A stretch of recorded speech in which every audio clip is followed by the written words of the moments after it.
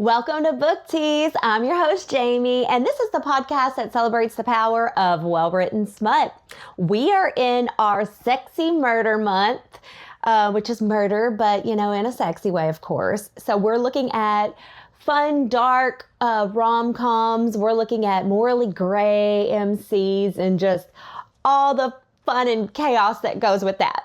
So mostly dark romance this series. As a reminder, this podcast does contain spoilers, so if you have not read this week's book, you may want to pause, read the book, and then come back. This week's book is Hexed by Emily McIntire, and this is book 6 in her Never After series. Now, these books aren't connected, so we're not missing any character arcs or anything. They're all standalones, but they're all part of the same series. They all follow the same pattern as being kind of a reimagining of classic fairy tales that we all kind of know and love. This one is a retelling of The Little Mermaid, which, okay, I know The Little Mermaid is so problematic, especially as a feminist, but it is still my favorite. That one and Beauty and the Beast kind of go neck and neck for me as my favorite Disney movie.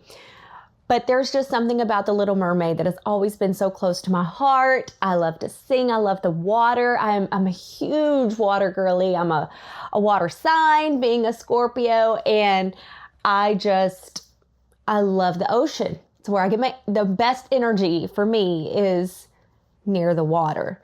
And my father was a shrimp boat captain, and he would take me out on the boat, and he would just always say that I was like his little mermaid. And I just love the movie. It's so much fun. There's music, and it's just perfect. So that's always been my favorite, even though it's problematic because, she loses her voice in autonomy for a man. No, Ariel, you can do that on your own. You don't need to lose all your power for a man, but we'll slide that by. I love this retelling. I have read 4 out of the 6 books in this series, including this one, and this one is my favorite. It's my favorite so far. I did like Hooked, which was the first one, which was a retelling of Peter Pan, but this one is my favorite. So far, I haven't read the other 2, but we'll see. Okay, as I said last week, I'm going to start every book in this series, in every book this month, I'm going to start with its trigger warnings, because likely every book this month will have trigger warnings. So, the trigger warnings for this book are sexualizing violence, gleeful violence, lots of violence, mentions of rape, sexual assault, descriptions of domestic violence, fat phobia, death, killing, maiming, blood, and gore. This isn't mentioned, but there's also some torture. I mean, it's not terribly graphic torture, but there is torture. If any of those will trigger you, then please protect your mental health and don't continue this episode. Don't continue reading that book, because your mental health matters more. That you got to protect your sanity and protect your peace above everything else. And if it's not entertaining to you, then don't engage in it. It's kind of my motto. I will DNF a motherfucker. I don't care. If I'm not having fun, why am I reading it? Why am I wasting my time? I'm in my 40s. I want to read for enjoyment. If I'm not enjoying it, if I'm being triggered, if it's making me feel bad, then I'm not going to read it. And I urge you to have the same peace for yourself. Okay, now that we got that out of the way, let's dive into this book. We have Vanessa Anderson. Come on, that's so cute. You remember in The Little Mermaid when Ursula becomes Vanessa in order to lure Eric away from Ariel, right? Very cute. Well, it's not cute she did that, but whatever. It's very cute that that's the name they gave this character. And then Anderson, of course, from Hans Christian Andersen, which originally wrote The Little Mermaid, which Disney totally changed up because the original did not have a happy ending, as most fairy tales are prone to not have happy endings until Disney gets a hold of them. But you know what? That's a whole nother podcast, babe. We're just talking about this book. But I thought that was so cute. And actually, her name is Yrsa, Y-R-S-A, Yrsa Vanessa Anderson. But she just goes by Vanessa. So that's our FMC. And she's witchy, like she's into witchcraft. I love my crystals, girl. So she's into that. And she's also an assassin, like a hit woman / just general lackey for her uncle Trent, who is the king of this seaside town in South Carolina. And he's very rich. He owns this big shipping company. And so he's kind of the king of that, almost the whole state. Then we have Enzo Marino, which Marino means by the sea. So Enzo is kind of our Prince Eric. He is the prince of the underworld, essentially. He is a Italian mafia underboss who lives in New York. So those are our people, our MCs. Let's get into the plot line. Vanessa has devoted her entire life to her Uncle Trent. Her father beat her mother to death. She witnessed it. Well, she didn't witness the actual murder, it turns out. She heard everything while she was hiding, and her mother was beaten to death. Her father disappeared, and she had to go live with her Uncle Trent in South Carolina. And she has been trying to get his approval, doing everything he asks. She kills whoever he asks her to kill. She does whatever general task he makes her do, like the whole nine. And he's always just withholding that last bit of approval, which breaks my heart. And his daughter is Aria, and he absolutely loves Aria. Aria is the princess. She's beautiful. She has red hair and big, pretty blue eyes. I wonder who she's supposed to be. But she is a fucking mean girl, man. She has done some horrible stuff to Vanessa, just tormenting her in high school and just being a general bitch. So poor Vanessa is always trying to win her uncle's approval and try to fit into this family who keeps saying that she's not a real Kingston because her last name's Anderson, even though her mother was the original heir to the entire family business. So the story is, just as a little background, the story is that her mother was disinherited or kind of cast aside after she got with Vanessa's father because he's this deadbeat alcoholic with a gambling problem. So that's how she didn't get her inheritance. She was kicked out of the will for that, but originally she was the primary heir. Anyway, Aria leaves. She hates this town. She's always looking for something better, so she moves off to New York. And Trent sends Vanessa to go check on her and babysit her quite frequently because that's his princess. And he has a ton of tracking devices on Aria, so he knows exactly where she's at, but he still wants to send his right-hand woman, Vanessa, to go check on her cousin, her spoiled ass little cousin. So she goes to do that, and they stumble across this man who has been shot and left for dead. And Vanessa's not quite sure who this man is, but she could tell because she is in the life. She could tell this man is somebody. He is probably part of the New York Mafia. And as she has recently completed a hit on a member of the New York Mafia, she wants nothing to do with this. She's like, we need to save this guy.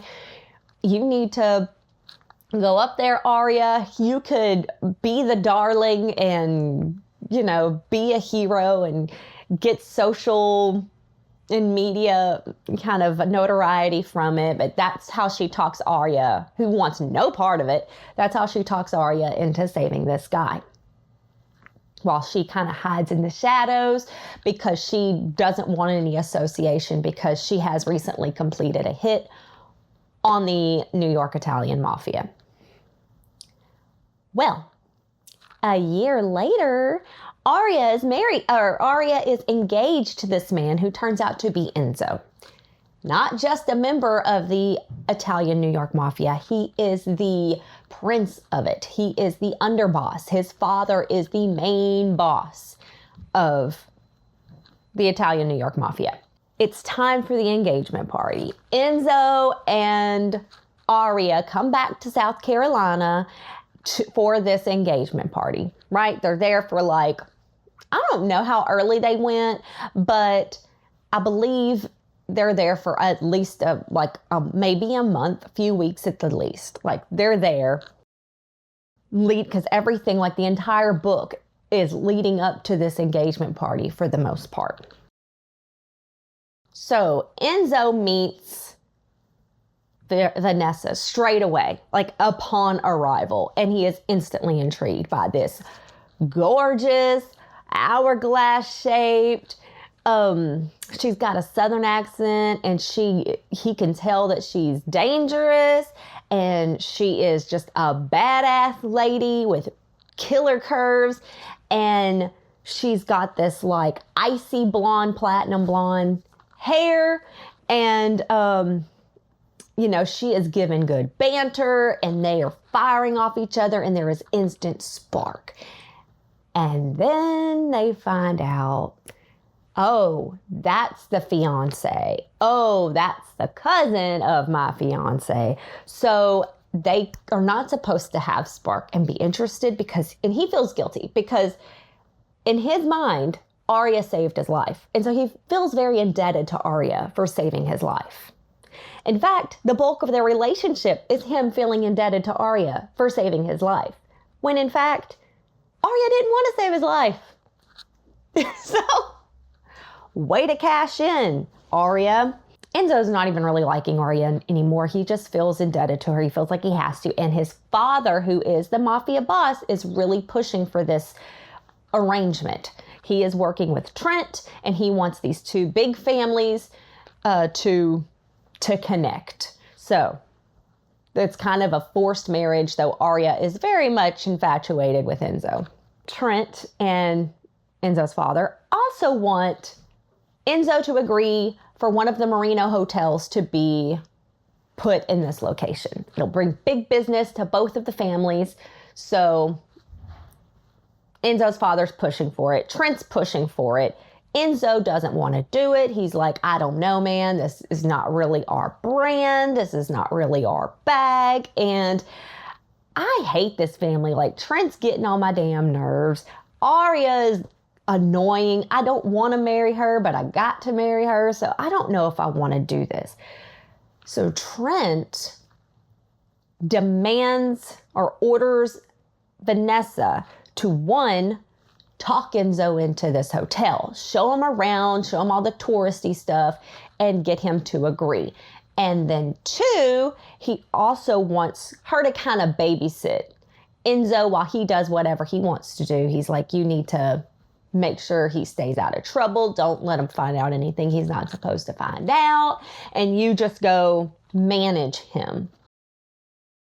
Well, like I said, there's an immediate attraction, and they're both very much trying to fight it because Enzo prides himself on being loyal, not being a cheater, and Vanessa's still really trying to fit in with this family. She really wants approval, and she knows she's not going to get approval from her uncle by fucking her cousin's fiance. She's like, that would really go over poorly. So I'm not going to do that. I'm going to just be the good, lackey and do what I'm supposed to do. So they're fighting all of these urges. But the more she has to babysit him, the more they get to know each other. They're finding out all kinds of stuff about each other. He's seeing her vulnerability.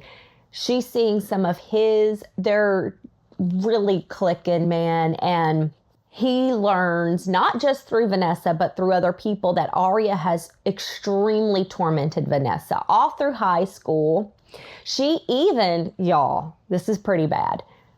Aria locked a dude, another high school student, in Vanessa's room during her Aria's Sweet 16 party so he could rape Vanessa. What the actual fuck? Just like as another woman, even if you hate her, she's family and she's just another woman. Why would you do that? What a cold-hearted bitch. So Enzo's starting to see these glimpses of Aria that he does not like. He is like, okay, not only is she not this innocent little princess, spoiled, pampered princess I thought she was, I'm seeing like a cold-hearted bitch. I'm seeing pieces of her that I do not like. And I'm thinking, maybe I don't know this girl at all.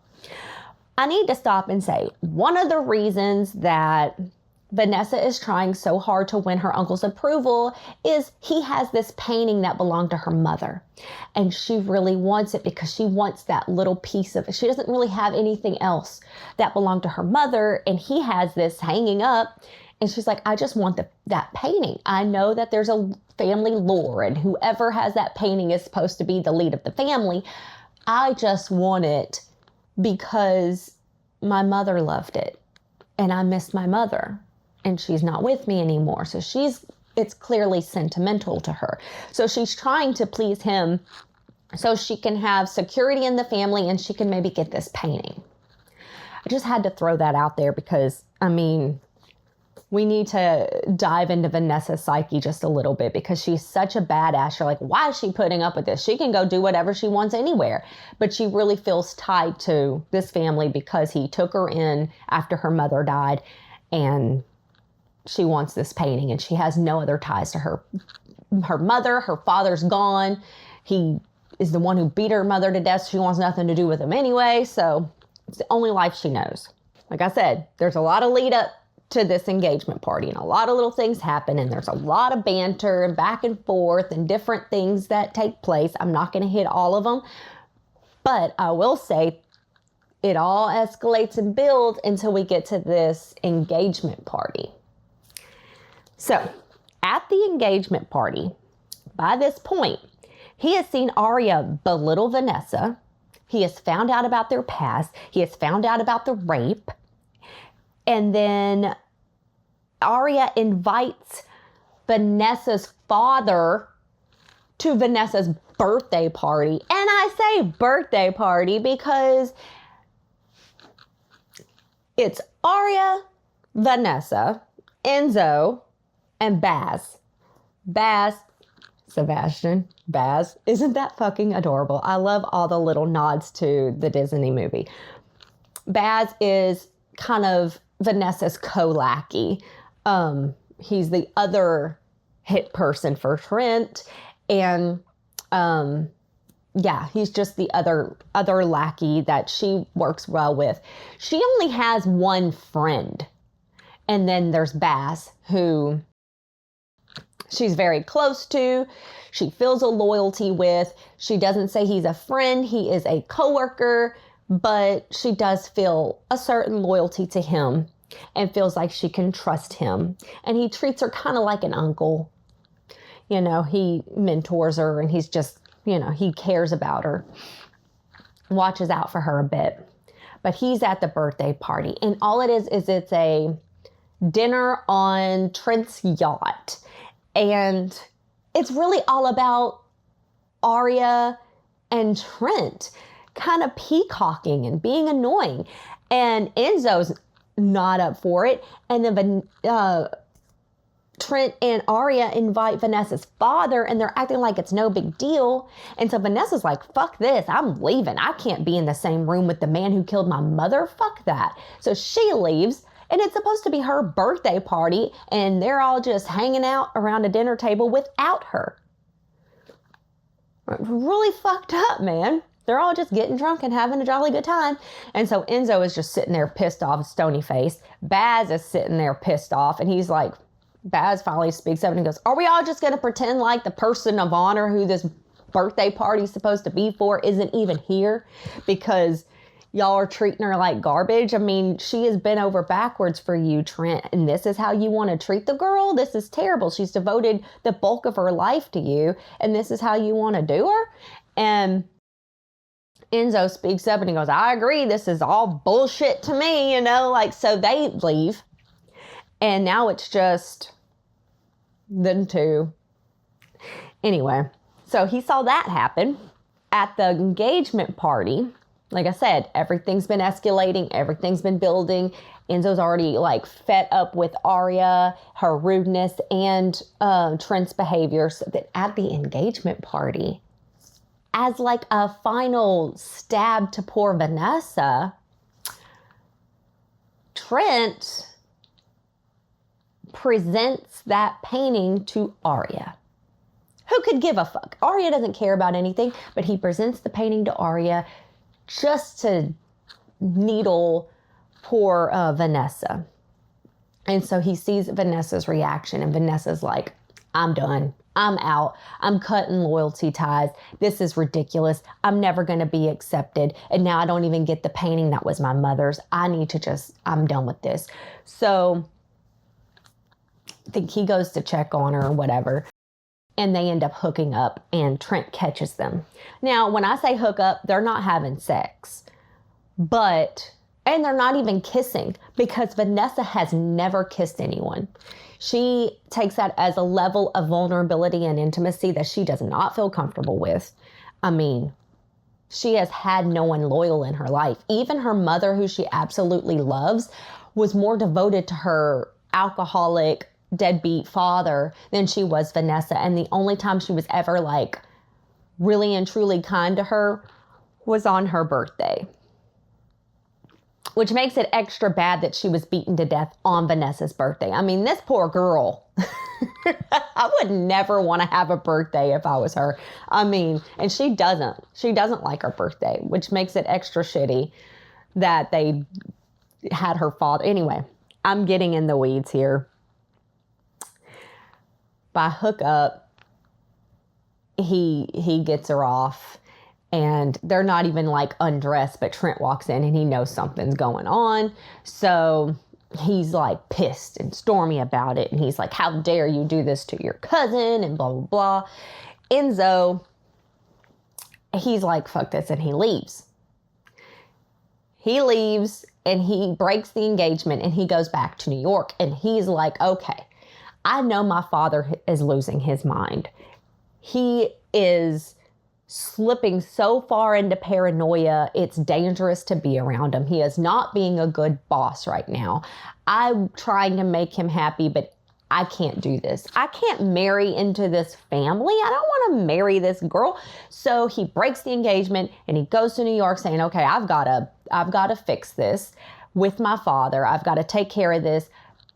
He's considering overthrowing his father, which means he'd have to kill his father and become the mafia boss himself. He goes off to New York to take care of that. And Trent tells Vanessa, get out of my state, or something bad's going to happen to you, essentially. Like, you need to get out within 24 hours. Vanessa's like, okay, I guess I'm kicked out. She takes what little fun she has, because remember, she's like, he's super rich and Aria has all this designer stuff, but poor Vanessa doesn't get shit. So she just only has the money that she makes, which isn't much. So she takes what little fun she has and she goes to New York to find Enzo. She's like, I'm drawn to this guy. We have something. And I want to at least tell him the truth that I'm the one who found him, because at this point she's discovered that he feels so entitled or indebted to Aria because she saved him. And she's like, well, I'm going to go ahead and release that burden from him because he does not need to feel indebted to her. I'm the one who found him. He doesn't need to feel indebted to anybody for that. So she's like, I'm going to go tell him that. And she's also like, I know I need to tell him that I'm the one who killed his brother as well. She finds him and he immediately comes up to her and is like, I broke the engagement. And that's that. He's like, why won't you let me kiss you? And she finally tells him, I think I'll be bad at it. I've never kissed anyone before. And he's like, there's no way you're going to be bad at it because it's you. And I'm so crazy about you. You're all I can see. So they end up finally having sex. 60% into the book, after all this crazy drama, they have sex. Then they spend the rest of the book trying to make up for the fact that they didn't have sex until 60% into the book. But she tells him the truth that she's the one who found him, but she does not tell him about the brother. And Baz actually comes to New York and is like, you need to make sure you tell him. Don't let him just find out. That'll fuck everything up for you. If you care for this man, you need to tell him the full truth. But she's terrified. She's never had anyone that she actually loves and cares about. So she's terrified. Baz is also there to tell her one other thing. While he was preparing the wonderful family portrait or painting for Aria, he found a secret compartment in the back, and it contained a will for Vanessa's grandfather. He did not disinherit Vanessa's mother. Upon his death, literally everything is supposed to go to Vanessa's mother, even if she's with that deadbeat man. And when she passes, everything's supposed to go to Vanessa. So all of this family empire is supposed to be Vanessa's. And Trent knew that. Moreover, Trent's the one who killed her grandfather. He killed his own father, burned his house down, so he could take over the family business. And he knew about this will, and he paid everyone off. He never found the actual will, but he paid everyone off who knew anything about it. So he felt very confident that this was never going to sneak up on him. Well, now Vanessa is starting to suspect that maybe her father's not the one who killed her mother. Because she killed her father. Like, after that birthday party, Enzo presented her father to her as a wedding present to torture and kill. So what a sweet gentleman. What a lovely birthday gift. He also gave her a necklace. So, little salty, little sweet. So when she was torturing him, he was like, I didn't kill her. I was a terrible man. I did this. I had gambling debts. It's probably the one I owed money to. And she's like, well, who did you owe money to? And she says, your Uncle Trent is who I gambled away my money to. I owed him money, and I left because he was threatening to kill me. So he's probably the one who went after your mother. Ding, ding, ding. Turns out he's true. She looks into it after finding out about this will and just really feeling, sus about her uncle. She does find out that, yes, her uncle hired a hit on her mother. So this man killed her grandfather. He killed her mother, and he's made her life miserable, and he has been just using her for the bulk of her life. So she and Baz talk, and Enzo is there too, and they're like, fuck this. We are going to burn his empire down. I am going to take it over, and I'm going to make him suffer. Like, this is it. Like, if it belongs to me, I'm taking the whole damn thing. So they start coming up with the plan. Then everything goes fucking crazy. Okay? And I'm just going to run through all the crazy. I'm not even going to hit it in order, y'all, because there's a lot. Like, the plot just starts plotting, like boom, boom, boom. And all this stuff ends up happening. The only person Vanessa tells about like any of this, and not even the whole truth, is her bestie Fisher, who ends up turning on her because we find out, well, we already knew that he and Aria used to hook up as kids. Well, he thought that she left for New York initially a year before because she was pregnant, is what she tells him. So she goes off to New York, and then her and her father tell him, Fisher, we need you to turn on and be our spy because you're so close to Vanessa. If you don't, your daughter is alive still. Here's some pictures of her, and we will kill her. She's just living in New York with another family, but we will kill her if you do not do what we're asking. There is no kid. Arya might have been pregnant because he says that they found out together before she went to New York. But Vanessa points out after Fisher turns on her, dude, I saw her just a few months after she left. I was constantly being sent to babysit her. She was not pregnant. There is no kid. You have been thoroughly conned, sir, and you gave up your best friend. The one person that really loves you and has always been by you. You gave me up for them. So that happens. When Fisher gives all this information, Trent ends up calling Enzo's dad, and Mr. Paranoid Psycho Dad finds out about Vanessa. He tells Enzo that Vanessa's the one who killed his brother. So Enzo is pissed, and he is like ready to cast Vanessa aside because he's like, I cannot believe this. I feel so betrayed.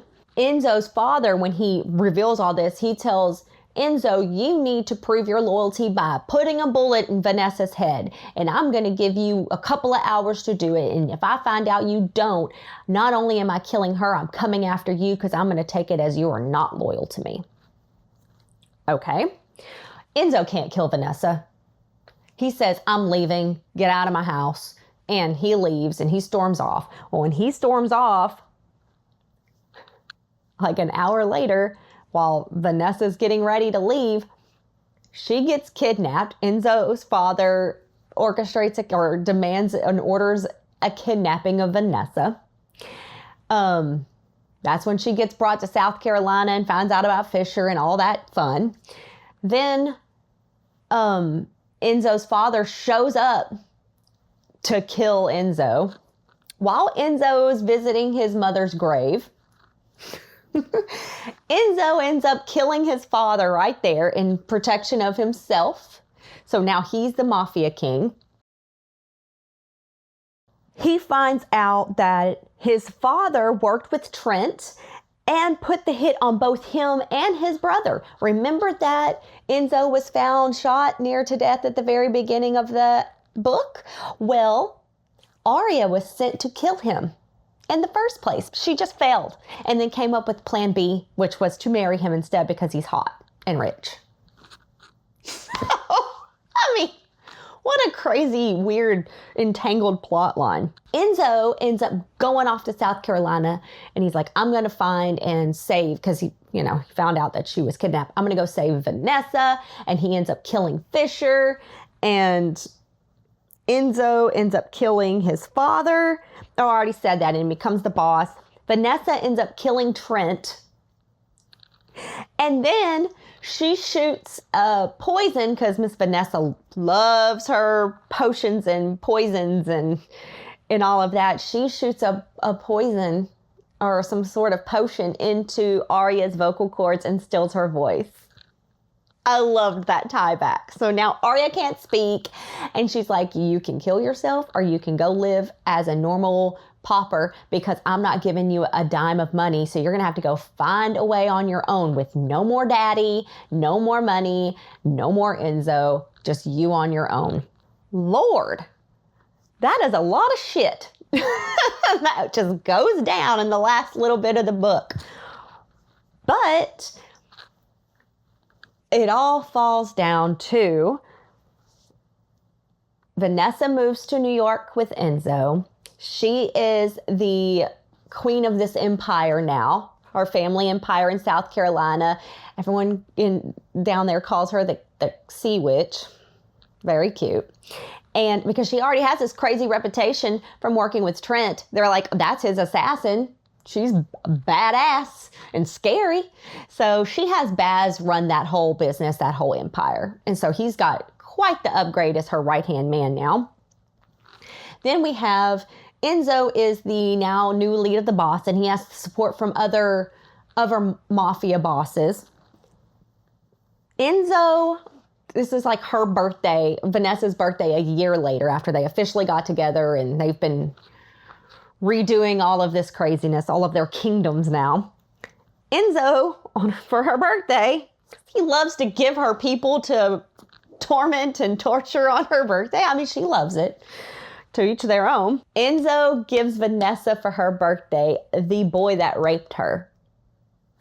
And she gets to torture and kill him for her birthday. He also proposes to her, and it's very sweet.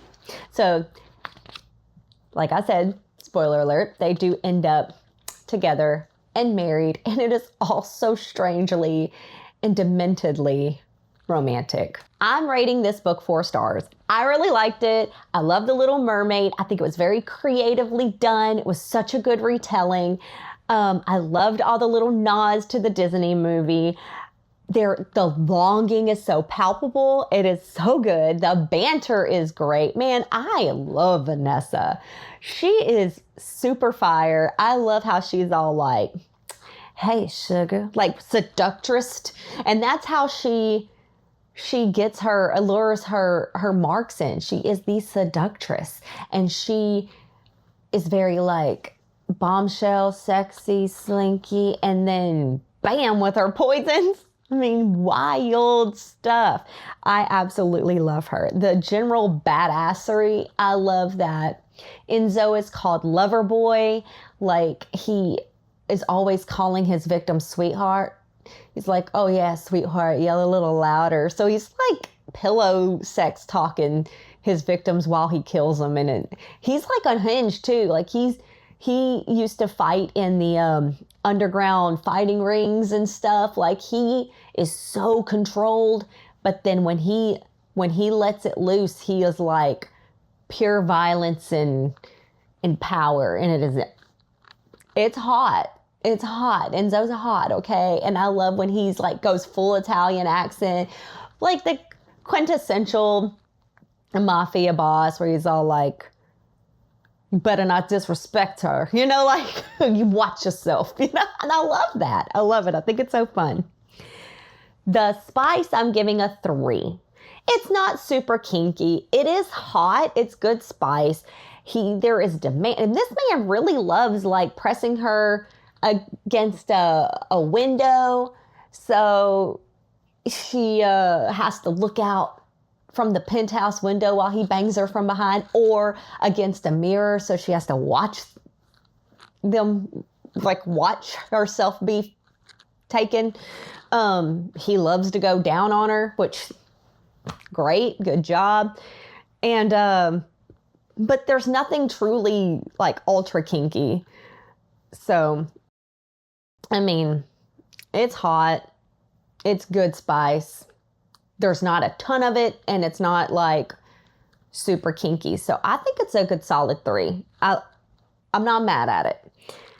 Let's go to quotes. I have some good ones, okay? Not a lot, but I have some good ones. This is Vanessa. And you're going to read this and you're going to like, oh, that's why she likes Vanessa. You can't ever count on a man, but you can always count on the poison that will kill him, or whatever the saying is. Love Vanessa, y'all. That is awesome. Another Vanessa quote that I grabbed is, you're a man, honey. I'm afraid there's nothing special about any of you. Love her. God, she's fire. I just want to be friends with her. I mean, I'm not going to stop her from killing bad guys, but I'm not going to participate. So needless to say, she wouldn't want to be my friend, but I just think she's such a cool person, and she's got this inner vulnerability that like nobody gets to see. Anyway, here's a quote from Enzo.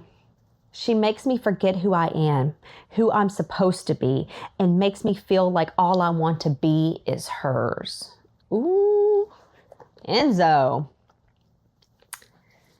This is also Enzo. This is something that they say a lot. Once they really start admitting their feelings and stuff, or admitting how into each other, and they're like, we can't do it. And there's all that moments of longing and denying and stuff. There's all this, in a different life, I would do this. In a different life, I would do this. So that's kind of a running thing with them, is in a different life, we would do this, or I would do this, but we can't in this life. We both know that we can't do this. We have to deny this. Well, this is what Enzo says. In a different life, I bend until my mouth is centimeters from hers. I would do anything to make you mine, and I'd bring you any person who's wronged you and make them beg for death at your feet. Damn, Enzo. Okay. All right, sir. That's wild work, but it's very sexy. Sexy wild work. Okay, this is my final quote, and this is also Enzo. My soul knew you were its other half the moment I laid eyes on you. You have changed me irrevocably. I don't want you in a different life. I need you in this one and all the ones we'll have after. Aww. He says that when he proposes to her. And he, like I said, also presents her with the guy who raped her so she can torture and kill him. What a sweet romantic gesture. Man, this book was so fun. I really enjoyed it. I do recommend it. I think it would be an interesting movie. And if it is, y'all, okay, for Vanessa, we're moving into casting, by the way. For Vanessa, I went over several people, and I was really considering Sydney Sweeney. I was really, really considering her because she can be crazy, but she's also bombshell blonde, very beautiful. But it just didn't hit for me. And then there were some other people. I mean, I spent too much time trying to cast Vanessa, and then it just struck like a light bulb moment. And once I saw this, I couldn't unsee it. I'm going, and just hear me out, I'm going with blonde Megan Fox. She went through this short period of being a platinum blonde, and it just, I mean, don't get me wrong, Megan Fox is absolutely stunning as a brunette. That is her look. She needs to stay brunette, but going through this brief moment of blonde, like this blonde era that she had, I was able to see her as Vanessa, because Vanessa, I mean, she dyes her hair. She's Italian, so she dyes her hair blonde, and she doesn't just dye it blonde, she dyes it icy platinum blonde. But Megan Fox, y'all, she was in Jennifer's Body. We know she can wield a knife and do crazy stuff. She's got that like dangerous seductress thing going on. I could see her being Vanessa. She also has that inner vulnerability. We know because Megan Fox is a poet. She's put out a book of poetry. She has deep, deep wells of emotion that she just glosses over, or not glosses over. She hides. It's all under these still waters. Plus, Megan Fox can be very spiritual. And this is just Megan Fox as the person. She's also a talented actress. But Megan Fox as a person is spiritual. You know, I know she could pull off Vanessa's kind of witchy demeanor. She's doing cord cutting spells. She's doing protection spells. She's got her crystals. She's got her herbs. She's got an altar. And I just think Megan Fox embodies this character. Like she could, I mean, I can't unsee it now. So there's no convincing me otherwise. But blonde Megan Fox is Vanessa. And I love it. I love it. For Enzo, there was really only one person that came to mind and stayed there. So as long as it took me to cast Vanessa, it was the opposite when I cast Enzo. It was really a one and done situation. But I'm going Michele Morrone. And I hope I said that correctly. But he was in Housemaid, and he was also with Sweeney. Sydney Sweeney, by the way, in Housemaid. But he was also in 365 Days, in which he was a member of the mafia. And dude, This man looks like Enzo stepped off the page. He's Italian. He's got that mafia boss, like suavemente type of look where you know he's rich and he's luxurious and he's just dangerous looking. He's got a physical presence and a sex appeal. There's really no other person who could be Enzo. That is Enzo. So I'm locked in on this casting. I mean, go ahead and tell me if you disagree and who you would pick. Do you think that Sydney Sweeney would have been a better Vanessa? And that brings us to a close. I hope you enjoyed this episode. If you did, please like and subscribe. Rate, review, all the things. It would make me feel so good. So if you're liking it, please let me know. Or, if you disagree and you want to tell me you disagree, I mean, by all means, it is a discussion. It can be a discussion. Let me know what you think. Join me next week for another sexy murder book. And y'all, next week's book, I'm excited for. I mean, it has been on my TBR forever, and I finished it and was like, whoo, damn, that was so good. So I cannot wait to chat about it. So join me next week for that. And until next time, stay spicy. And that's it for this episode of Book Tease. Book and theme reveals and episode commentary can be found at TikTok, Instagram, and Facebook at Book Tease Pod. Theme music is by The Scraps, and until next time, stay spicy.